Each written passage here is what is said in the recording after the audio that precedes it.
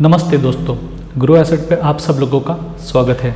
आज हम देखेंगे कि ITR फाइल कैसे करते हैं।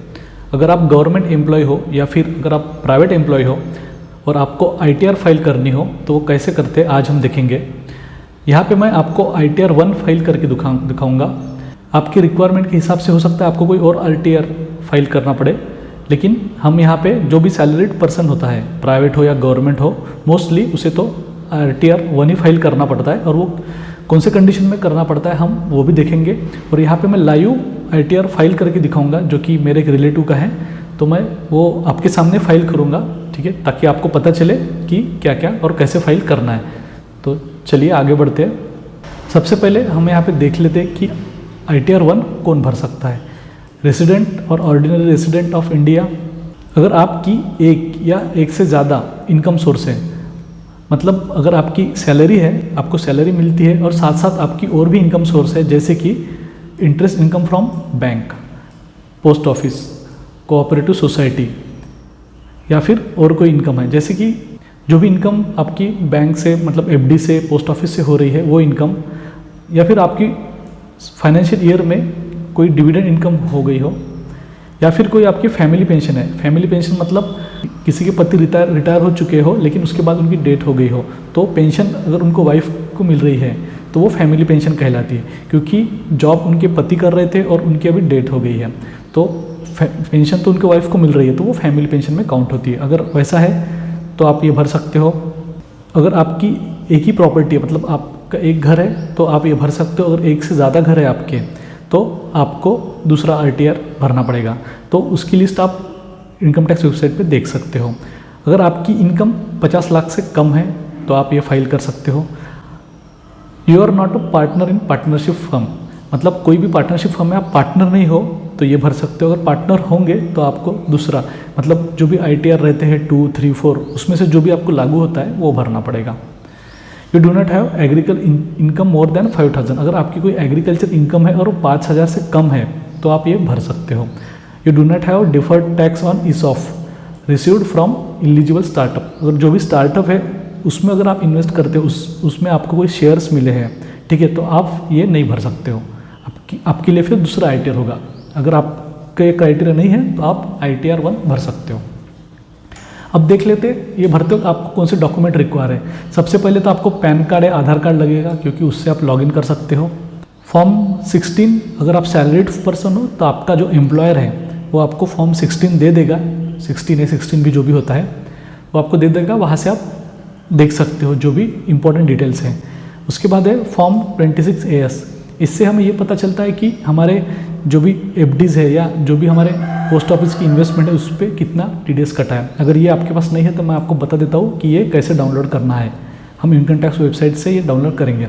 Life medical insurance premium slips, अगर आपका कोई इंश्योरेंस है, मेडिकल इंश्योरेंस आप पे करते हो तो उसका जो भी प्रीमियम स्लिप्स होंगे वो आपको पास रखने हैं, क्योंकि यहाँ पे भरते वक्त हम वो डालेंगे और डिडक्शन लेंगे। उसके बाद इंटरेस्ट सर्टिफिकेट, अगर आपका जो FD है, FD का जो भी इंटरेस्ट है वो अगर फॉर्म 26A में नहीं रिफ्लेक्ट हो रहा है तो हम इंटरेस्ट सर्टिफिकेट से वो भरेंगे। तो वो मैं आपको दिखाऊंगा कि वो कैसे भरते हैं। तो ये जो मैं भर रहा हूँ ये फाइनेंशियल ईयर 21-22 है और असेसमेंट ईयर 22-23 है। आप देख सकते हैं मैं साइट पे आ गया हूँ, यहाँ से हम लॉगिन करते हैं। यहाँ पे आप देख सकते हो कि पैन, आधार या अदर यूज़र ID, आप पैन से आधार से लॉगिन कर सकते हो। मैं पैन से लॉगिन करूँगा, कंटिन्यू पे क्लिक कर देते हैं।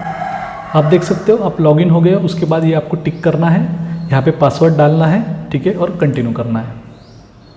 आप यहाँ पे देख सकते हो कि आप लॉगिन हो गए हो और यहाँ पे लिखा है file your return for the year ended 31 मार्च 2022, मतलब जो भी फाइनेंशियल ईयर है 21-22 उसका ये रिटर्न है। और ये असेसमेंट ईयर 22-23 है। असेसमेंट ईयर हमेशा अगला होता है फाइनेंशियल ईयर के, ठीक है, तो ये हमेशा ध्यान रखना, ठीक है। अब यहाँ पे हम फाइल नाउ पे क्लिक करेंगे। सिलेक्ट असेसमेंट ईयर जो कि 22-23 है, तो हम जो भी करंट ईयर अभी चल रहा है असेसमेंट ईयर वो हम सिलेक्ट करेंगे। अब mode of filing, online mode से मैं भरूंगा क्योंकि यही इजी होता है। ऑफलाइन मोड में आपको फिर ऑफलाइन भरना होता है और डॉक्यूमेंट साइन करके बेंगलोर भेजने होते हैं, तो ये बेटर है। तो आप देख सकते हो यहाँ पे रेज्यूम फाइलिंग मैंने थोड़ा सा भर के देखा था तो यहाँ पे ये आ गया है। मतलब आप अगर थोड़ा सा भर के सेव कर देते हो तो यहाँ पे ये रहता है। जब रेज्यूम करते हो तो वो आप उससे आगे कंटिन्यू कर सकते हो। लेकिन यहाँ पे हम स्टार्ट न्यू फ्रेश करेंगे क्योंकि आपको दिखाना है, तो मैं यहाँ पे स्टार्ट न्यू फाइलिंग पे क्लिक करता हूँ।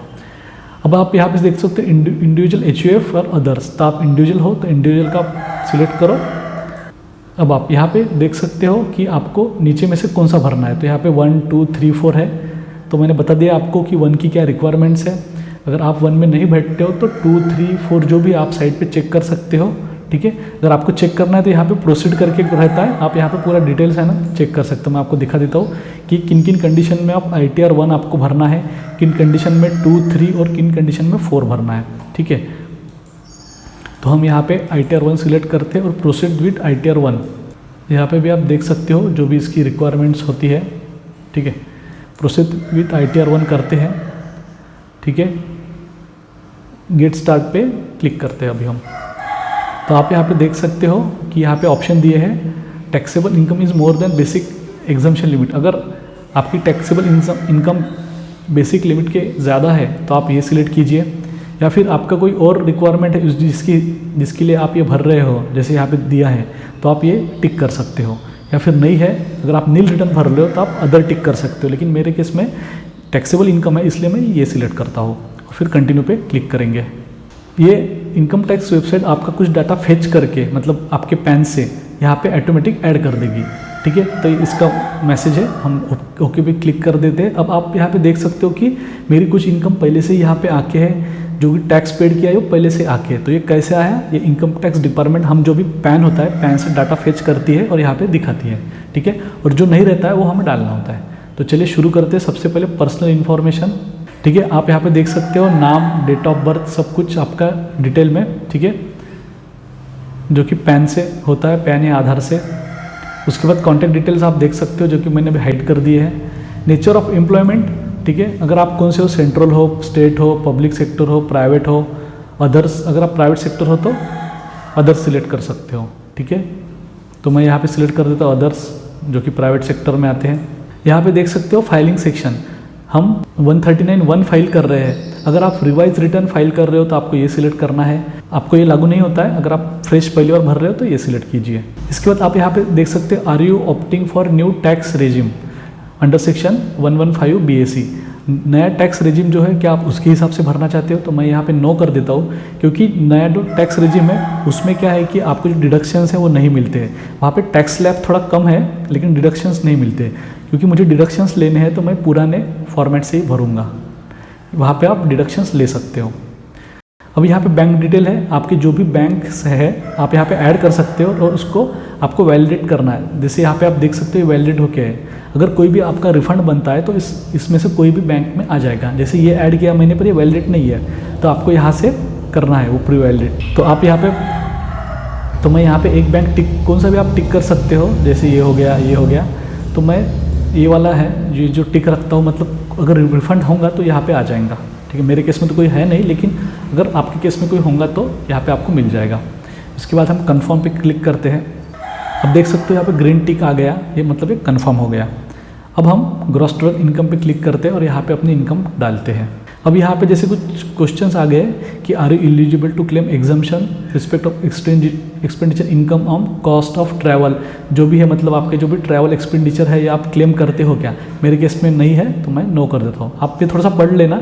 जैसे यहाँ पे क्या है कि आप children education allowance, hostel allowance आप क्लेम कर रहे हो क्या। अगर आपको क्लेम करना है तो येस कीजिए, नहीं करना है तो नो कीजिए, ठीक है। तो मेरी इसमें ये जैसे हाउस रेंट अलाउंस वगैरह कोई क्लेम नहीं है मेरे यहाँ, तो मैं नो करता हूँ। अब यहाँ पे जैसे पूछा है कि लीव ट्रैवल्स अलाउंस आप क्लेम करते हो क्या, तो नहीं। Are you eligible to claim any exemption from salary income, salary income से अगर कुछ इनकम आपकी ऐसी होती है जो एग्जम्पशन है तो आप यस कीजिए। अगर कोई ऐसी इनकम आपकी नहीं हुई है जो कि एग्जम्प्टेड नहीं है तो आपको नो करना है, ठीक है। ये मैंने पूरा नो कर दिया है। अब कंटिन्यू पे क्लिक करते हैं।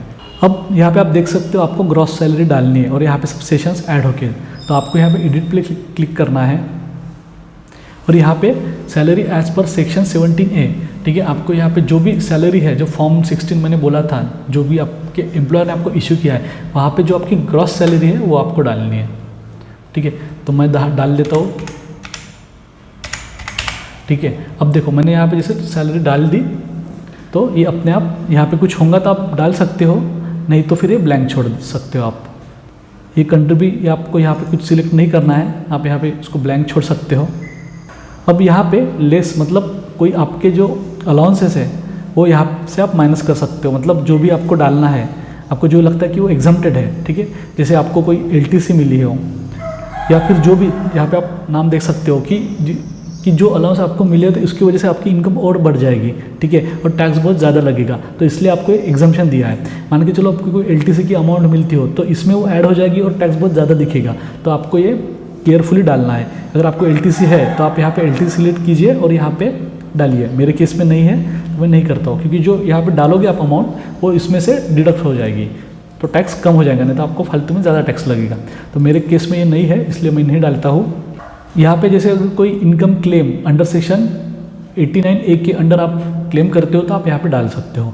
आप देख सकते हो ये जो स्टैंडर्ड डिडक्शन है अंडर सेक्शन 16 ये अपने आप 50,000 हो गया और माइनस हो गया, मतलब जो भी अपनी सैलरी होती है उसमें ये अपने आप कट जाता है। मतलब 50,000 जो डिडक्शन हमें गवर्नमेंट की तरफ से मिलता है तो ये इसमें से 50,000 कट गए तो 6,25,274 पे अभी मतलब ये सैलरी इनकम जिस पे अभी इनकम टैक्स लगेगा जो भी है इस पे अभी आगे कैलकुलेट होगा इनकम टैक्स, ठीक है। तो इसे हम सेव कर देते हैं। अब जैसे ग्रॉस टोटल इनकम ये हो गया, यहाँ पे आ गया। अब इसके बाद इनकम फ्रॉम हाउस प्रॉपर्टी, अगर हाउस प्रॉपर्टी से आपकी कोई इनकम है, मतलब कोई हाउस है अगर आपने रेंट पे दिया है, इस पे आपको जो भी इनकम होती हो यहाँ पे आप डाल सकते हो। मेरे केस में नहीं है तो मैं नहीं डालूंगा, नहीं तो यहाँ पे बहुत ईजिली आप ऐड कर सकते हो, ठीक है। जैसे आप यहाँ पे सिलेक्ट करके सेल्फ ऑक्यूपाइड है, कैसा है, क्या है, ठीक है, और इसमें आप अमाउंट ऐड करके ऐड कर दोगे तो वहाँ पे आ जाएगा। अब देखो यहाँ पे इनकम फ्रॉम अदर सोर्सेज, ये बहुत इंपॉर्टेंट सेशन है। Interest from income tax refund, अगर आपको कोई इंटरेस्ट मिला है इनकम टैक्स रिफंड के साथ तो वो आप यहाँ पे कर सकते हो, लेकिन ये नहीं है, अगर होगा तो यहाँ पे आ जाएगा। अब यहाँ पे आप देख सकते हो इंटरेस्ट फ्रॉम डिपॉजिट्स, जैसे कि बैंक डिपॉजिट हो गए, FD में डिपॉजिट हो गए या कोऑपरेटिव में आपका अगर पैसा रखा है FD में तो इंटरेस्ट अपने आप आ जाएगा। लेकिन यहाँ पे जाने से पहले अगर आपको ये चेक करना है, आपको फॉर्म 26AS देखना है, तो मैं आपको बता दूँ कि ये फाइल में जाने के बाद आपको फॉर्म 26AS से चेक करना है। इनकम टैक्स रिटर्न है, यहाँ पे आप देख सकते हो कि फॉर्म 26AS पे आपको क्लिक करना है, ठीक है। तो ये आपको दूसरी साइड पे लेके जाएगा, देख सकते हो नया टैब खुल गया है। अब यहाँ पे आपको एग्री कर देना है, ठीक है, और यहाँ पे आपको क्लिक करना है।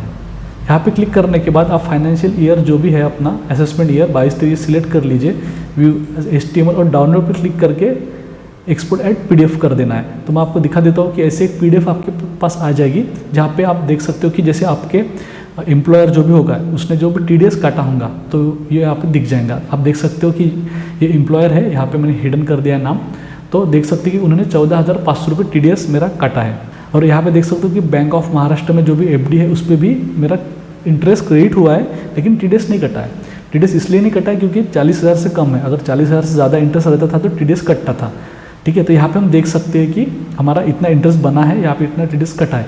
लेकिन अभी आप यहाँ पे देख सकते हो मैं भर रहा हूँ तो यहाँ पे है ना, यहाँ पे सिर्फ 35,000 ही शो कर रहा है, क्योंकि मेरे दूसरे बैंक, मेरे क्लाइंट के दूसरे बैंक में भी FD है तो उसमें भी कुछ इंटरेस्ट क्रेडिट हुआ है, लेकिन वो वहाँ पे रिफ्लेक्ट नहीं हो रहा है।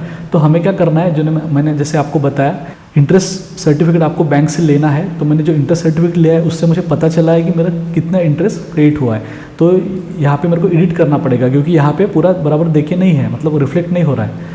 तो यहाँ पे हम एडिट करेंगे। अब एडिट कैसे करेंगे, एडिट पे क्लिक करके जैसे 35,000 टोटल बन रहा है, लेकिन मैंने कैलकुलेट किया मेरा 26AS से और जो इंटरेस्ट सर्टिफिकेट होता है उससे, तो मेरा जो इंटरेस्ट बन रहा है वो कुछ ज़्यादा ही बन रहा है। तो मैं यहाँ पे डाल देता हूँ, तो मेरा जो इंटरेस्ट बन रहा है वो बन रहा है 68,015, ठीक है।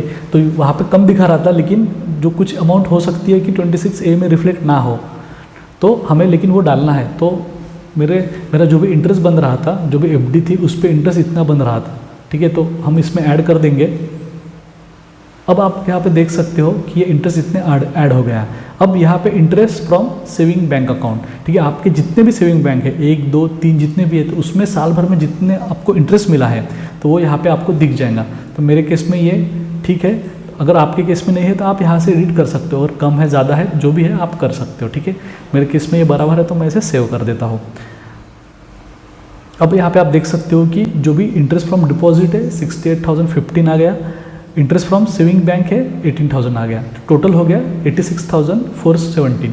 अब इसमें अगर income chargeable under the head other source, अगर आपकी कोई भी अदर सोर्स से कोई भी इनकम है, ठीक है, तो वो इनकम आप यहाँ पे ऐड कर सकते हो, तो वो इसमें ऐड हो जाएगी, तो आपकी इनकम और बढ़ जाएगी। जैसे पहले इनकम थी जो सैलरी से 6,25,274, उसमें ये 86,417 ऐड हो गई, तो अब टोटल ग्रॉस इनकम हो गई है 7,11,691।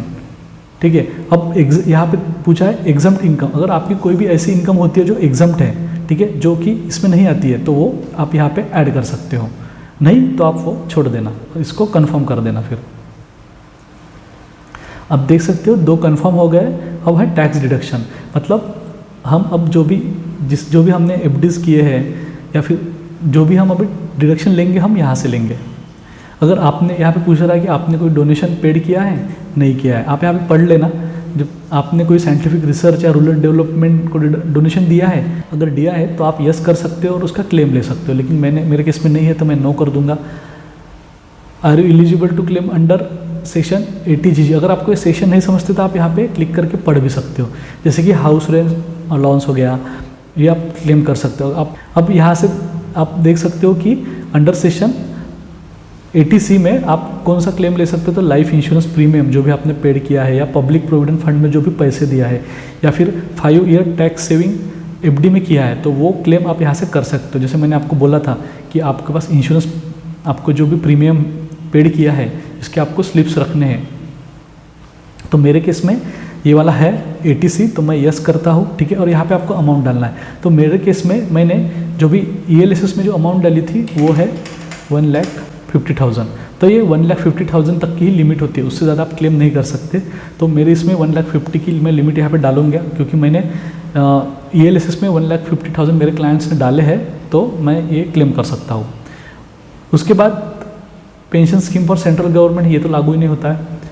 इसके बाद बोला 80D में हम क्लेम कर सकते हैं कि हमारा जो भी मेडिक्लेम इंश्योरेंस होता है, मेडिकल हेल्थ इंश्योरेंस जिसे हम बोलते हैं, अगर वो आप भरते हो, ठीक है, तो वो आप क्लेम कर सकते हो। तो इसके लिए आपको यस पे क्लिक करना पड़ेगा, और ये बाद में आपको फिल करना है, वो आएगा सेशन, मैं आपको फिल करके दिखाऊंगा। अब यहाँ पे आपको पूछा है कि आपने कोई हायर एजुकेशन के लिए लोन लिया है क्या, अगर लिया है तो आप ये क्लेम कर सकते हो। मेरे केस में नहीं है तो मैं नहीं कर दूंगा। Are you eligible to claim deduction in respect of interest on saving bank, अगर आपका सेविंग बैंक पे कोई भी इंटरेस्ट है तो वो इस पर भी आप डिडक्शन क्लेम कर सकते हो। आपने देखा होगा मेरे केस में, मैंने यहाँ पे आपको दिखाया था, जो भी पिछले वाले इसमें 18,000 वो मेरे इंटरेस्ट था, मुझे मिला था बैंक अकाउंट पे, तो वो मैं यहाँ पे क्लेम कर सकता हूँ। वहाँ पे डाला तो उस पर टैक्स भी लगेगा, लेकिन यहाँ से हम क्लेम कर सकते हो। तो ये लिमिट 10,000 की रहती है, आगे मैं आपको डाल के दिखाऊंगा। Are you eligible to claim any deduction, इससे और कोई डिडक्शन नहीं क्लेम करना है मुझे, तो मैं नो कर दूंगा। अब आप यहाँ पे देख सकते हो कि 80C जैसे कि लाइफ इंश्योरेंस हो गया या जो भी है, प्रोविडेंट फंड हो गया या ELSS, तो आप यहाँ पे जैसे मैंने डाला 1,50,000, ठीक है, तो ये यहाँ पे आ गया। तो ये 80C के अंडर आपको डिडक्शन मिलता है 1,50,000 तक का। अब है 80D जैसे कि हेल्थ इंश्योरेंस, ठीक है, वहाँ पे हमने यस किया था। अब यहाँ पे हम इसको एडिट करके डालेंगे हेल्थ इंश्योरेंस।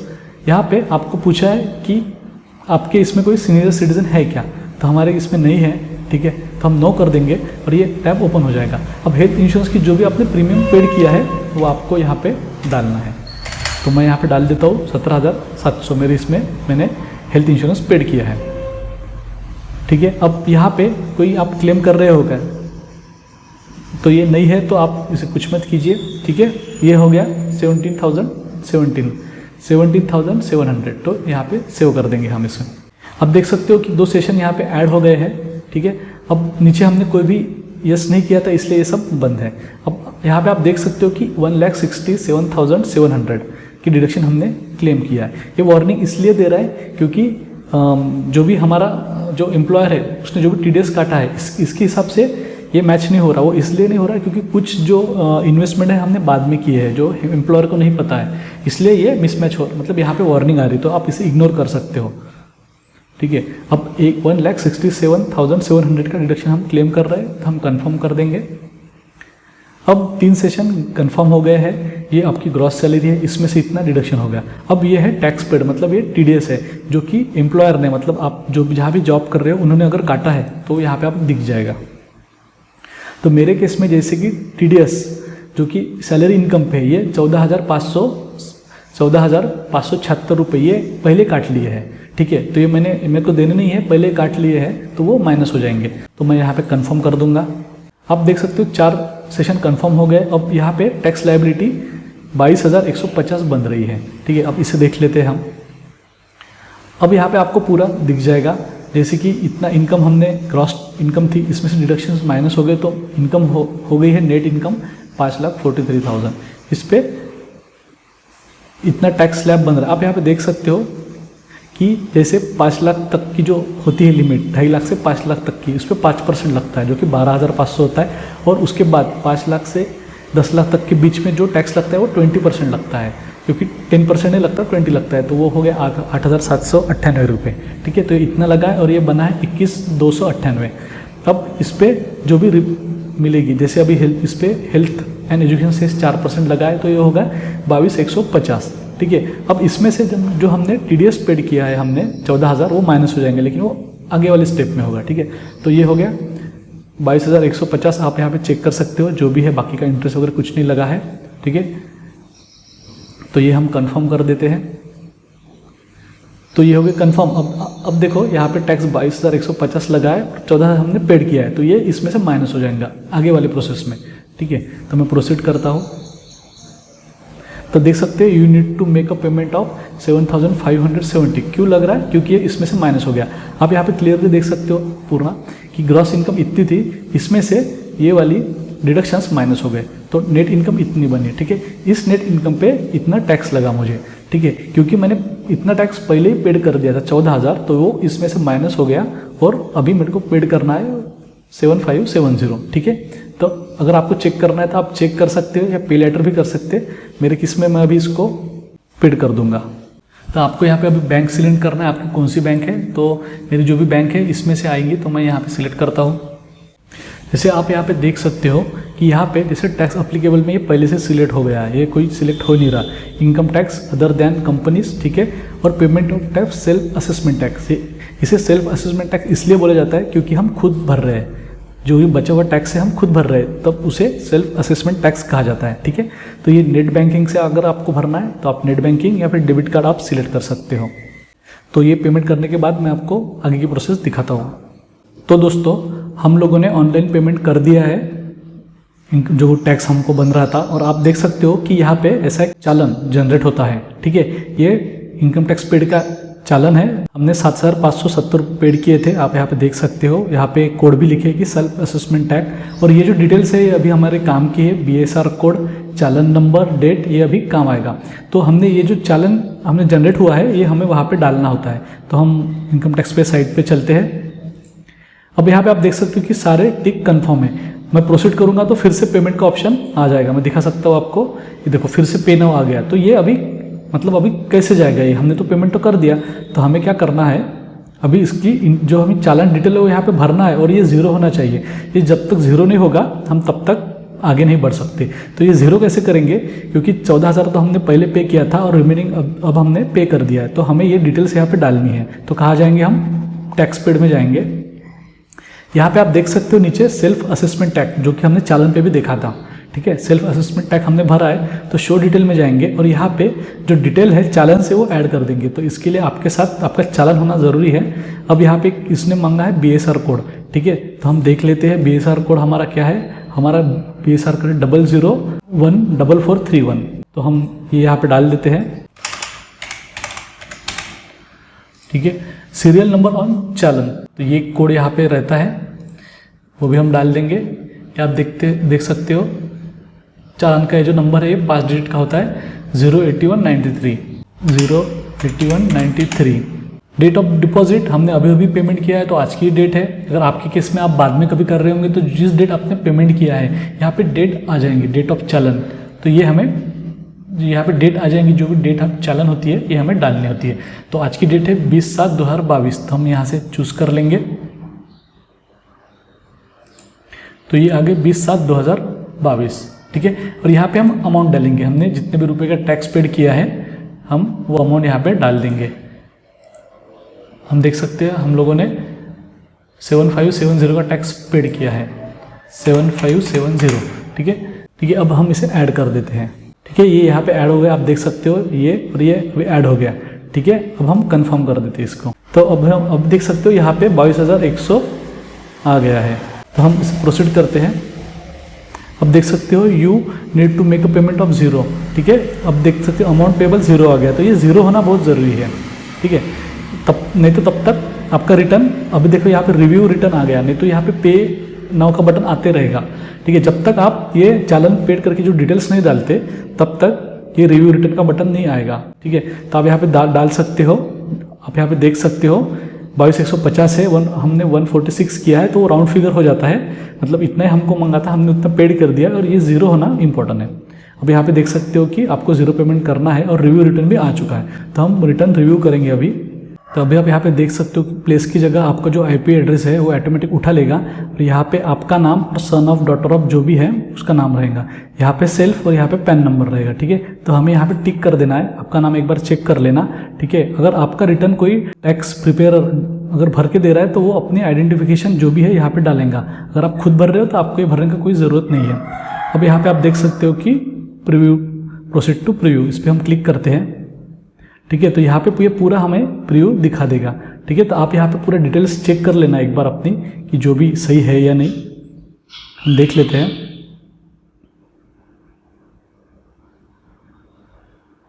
यहाँ पे आपकी जो भी टोटल इनकम है इसमें डिडक्शन सब शो करेगा। यहाँ पे जो भी इनकम फ्रॉम अदर सोर्स है वो यहाँ पे, उसके बाद बैंक का जो भी इंटरेस्ट मिला है वो यहाँ पे, इसके बाद ये हमारी ग्रॉस इनकम बनी, इसके बाद ये हमारा डिडक्शन जो हमने लिया है वो यहाँ पे आ गया। इसके बाद जैसे हमारा ये टैक्स बन रहा था, और उसके बाद हमने इस अकाउंट से वो टैक्स पेमेंट किया, जो वहाँ पे सब दिखाएगा। यहाँ पे आपको सारी डिटेल मिल जाएगी, जो है हमने सेल्फ असेसमेंट टैक्स अभी पेड किया था, ये भी डिटेल्स यहाँ पे आ गई है। ठीक है, तो आप एक बार चेक कर लेना आपका नाम वगैरह सब सही से है कि नहीं, सब डेट, और इसे प्रोसीड टू वैलिडेशन पे क्लिक कर देना। देखो आप यहाँ पे देख सकते हो कि वैलिडेशन सक्सेसफुल, मतलब हमारा कोई भी एरर नहीं है, सब वैलिडेशन सक्सेसफुल हो गया है। अब यहाँ पे हमको इसको वेरीफाई करना होता है, तो प्रोसेस टू वेरिफिकेशन पे हम क्लिक करते हैं। अब यहाँ पे देख सकते हो कि हमारा रिटर्न वेरीफाई करना मैंडेटरी है। ठीक है, अगर आप रिटर्न वेरीफाई नहीं करते हो, इनमें से किसी भी ऑप्शन को चूज़ करते, तो रिटर्न इनकम्प्लीट माना जाएगा। ठीक है, तो ये वेरीफाई करना बहुत ज़रूरी है, तब तक आपका रिटर्न कंप्लीट नहीं होगा। तो जैसे ई-वेरीफाई आपको करना है, ई-वेरीफाई नाउ पे आप क्लिक कर सकते हो। ई-वेरीफाई लेटर भी आप कर सकते हो, बाद में आपको आराम से करना है तो, या फिर ई-वेरीफाई वाया ITR 5। तो ये दो ऑप्शन सेम ही है, सिर्फ अभी करना है तो नाउ, या फिर बाद में करना है तो ये कर देंगे हम क्लिक। तो मैं इसे ई-वेरीफाई लेटर कर देता हूँ, क्योंकि मुझे बाद में करना है। तो ई-वेरीफाई लेटर पे क्लिक करके हम इसे कंटिन्यू कर देंगे। ठीक है, तो आपका रिटर्न सबमिट हो जाएगा, सिर्फ वेरीफाई आप बाद में कर सकते हो उसे। तो आप देख सकते हो कि हमारा रिटर्न सबमिट हो गया है, और हमें 120 डेज के अंदर उसे वेरीफाई करना है। ठीक है, तो आप यहाँ पे देख सकते हो कि ये टिक आ गया, ग्रीन टिक। ठीक है, अब मान के चलो आपको बाद में उसे ई-वेरीफाई करना, तो आप कैसे करेंगे? तो आपको यहाँ पे आना है, ई फाइल पे, यहाँ पे आपको देख सकते हो इनकम टैक्स रिटर्न में ई-वेरीफाई रिटर्न, यहाँ पे आपको क्लिक करना है। अब यहाँ पे जो भी रिटर्न आपने भरा है अभी, वो आपको यहाँ पे दिखाएगा पूरा। ठीक है, इसके बाद आप ई-वेरीफाई पे क्लिक करके फिर आपका जो भी है, जैसे आधार OTP से हो गया, या फिर अपने बैंक अकाउंट से हो गया, आप डीमैट अकाउंट से भी इसे वेरीफाई कर सकते हो। सो इसे मैं ई-वेरीफाई करता हूँ। अब यहाँ पे आप देख सकते हो कि ई-वेरीफाई करने के लिए यहाँ पे आधार है, आधार OTP। अगर आपके आधार को मोबाइल नंबर लिंक नहीं है, आपको OTP नहीं आता है, तो कोई टेंशन लेने की ज़रूरत नहीं है। हमारे पास दूसरे तरीके भी है, जैसे कि आप यहाँ पे देख सकते हो EVC, इलेक्ट्रॉनिक वेरिफिकेशन कोड, जो कि हम नेट बैंकिंग या फिर बैंक अकाउंट के थ्रू भी, या फिर डीमैट अकाउंट के थ्रू भी कर सकते हैं। अगर आपको बैंक अकाउंट के थ्रू करना है तो खाली यहाँ पे क्लिक करना है, और आप देख सकते हो कि आपका ये जो अकाउंट है, जो भी आपका अकाउंट लिंक होगा वो यहाँ पे आपको दिखाया जाएगा।